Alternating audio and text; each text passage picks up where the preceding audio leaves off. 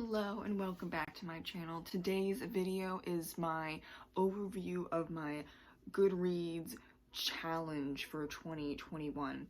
I vowed to read 50 books in 2021, but I went over and I read 72 books. Now, I'm gonna tell you more in depth, but something changed with Goodreads and it's actually really annoying me. They only give you what you read at the top and then the whole list of all the books that you read, instead of in the past years where they broke it up a little more. So I'm kind of annoyed because I had to go through all 72 books to kind of like do this video, basically. I mean, it took not very long, like 15 minutes, but I'm just saying, okay? I'm a little salty about it. So what I figured out by looking through that big chunk of 72 books is I mainly read female authors in 2021. That happens every single year though, so I don't even know if I need to put that in there anymore. The most read series, I read some series, but the most books that I read in a series was the Phryne Fisher mystery series at 15 books. Yes, 15 books. I discovered that there was a book series of Phryne Fisher and I jumped on that because I absolutely love the TV series, and now it's gone from Netflix and I'm very upset. And I'm not going to get Acorn because I have too much, okay? I just have too much, so I'm really upset about it. But when the Phryne Fisher series was on Netflix, binged it so many times. And so I was really excited to see that it was originally a book series, so jumped on that really fast. I read 15 books out of that series, and there's 21 in the series so far, and Carrie Greenwood's gonna just keep writing more and more. And that's really helpful for me because Phryne Fisher is my comfort read. So I am really looking forward to read the books that I have already, that I pre-bought, okay, with my Amazon gift cards during Christmas. Yes, I bought those already. And I'm going to try for 2022 to read one Phryne Fisher book per month. I already did it for January, so I have to spread it out. I have to spread the love. Especially because I have a big TBR and I need to get myself together. Will that happen? I don't know, but I'm trying. So I read 9 indie authors. I sounded like a frog there, sorry. I read 9 indie authors in 2021. A lot of them were friends, but there were a couple that I just read because it sounded really interesting. The book sounded really interesting.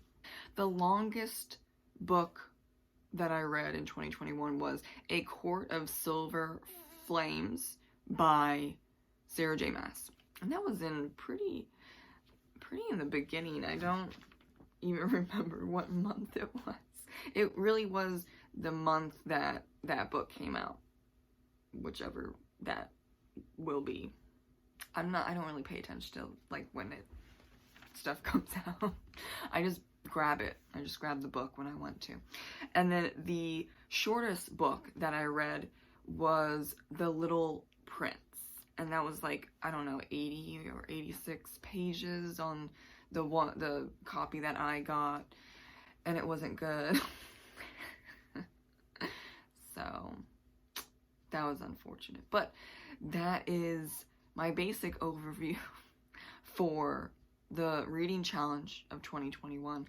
The majority of the books were 4 and 5 stars. There were a few that were 1 and 2 stars, and I can't even remember how many there were for 3 stars. I actually had a great year regarding that. It was mainly 4 and 5 stars, and I really appreciate that. But granted, the Phryne Fisher book series, they're 4 or 5 stars anyway, so I guess that kind of makes it uneven for the other books. I don't know, but yeah, that happened. Because 15 books out of 72, that's pretty heavy. That's a lot. Yeah. I'm trying to think of, my least favorite, and yeah, that would be The Little Prince. And there's this other book. It's like a graphic novel, and turns out the writer is a killer and he killed his fiance. I learned about it from Bailey Sarian because she did a murder mystery makeup video on it. What is the title? I read it, I skimmed it, and I was like, this is bullshit, and I gave it 1 star. I can't remember the title of the graphic novel, but it's a baby. It's like a plastic baby, and then there is the brain is showing, half showing, and then like it's just a regular, it's one side is a normal head, and then it's kind of like, like, The Nightmare Before Christmas, the doctor, you can see its brain, and he like pops his skull back on and off. Yeah, so forget what it's called, but I don't recommend it because it's from a horrible, disgusting human being. But I did read it because I was interested, and I also wanted to give it a low rating because he sucks, and I don't think someone that tortured and horribly dismembered and killed your fiance should be successful in the writing industry. Oh, also, I forgot to do a nonfiction section. So my nonfiction section, I think I only read about 4 nonfiction books, which is low for me, but like 2021 and 2020, honestly, but 2021, that was all about comfort reads, and like what I want to read is something that brings me joy, minus, that nasty graphic novel, and then like those 4 nonfiction books that were really serious. I just wanted to have a fun time reading for 2021 because it was not a great year for me. 2020, 2021, not the best. So I just really wanted to be entertained, basically, compared to other years where it was more of a mixture of nonfiction and fiction because I could handle it. Maybe that's going to be the case in 2022, but it's already starting out not that great. So I don't know how many nonfiction books I'll be reading. Talking about 2022, my reading challenge is 60 books.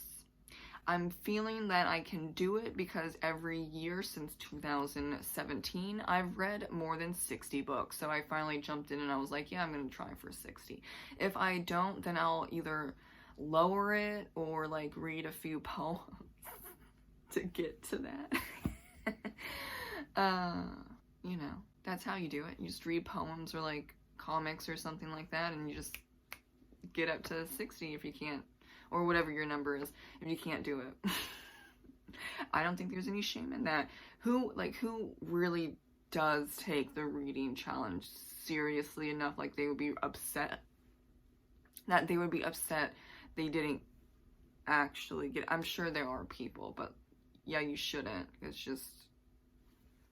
just reading. I don't know. So I might or might not get to 60. I'm thinking yes, but we shall see for the future. I don't have a crystal ball or anything, so let's see. But I'm also going to be really focused on library reads, not just buying used and new books, what I've been doing. So I'm gonna really utilize my local library. And so I think that's why I can get to 60 reads, because I'm going to be just mass reading library books and not really have to worry about my budget, right? Kind of important. Yeah, 2022 starting off great already. Thank you so much for watching my pretty short Goodreads challenge. Usually they're longer, but Goodreads didn't really help me out in that regard by getting rid of those breakdown sections for 2021 reading challenge, so I did what I could. Thank you so much for watching, and have a great reading and writing day. Bye!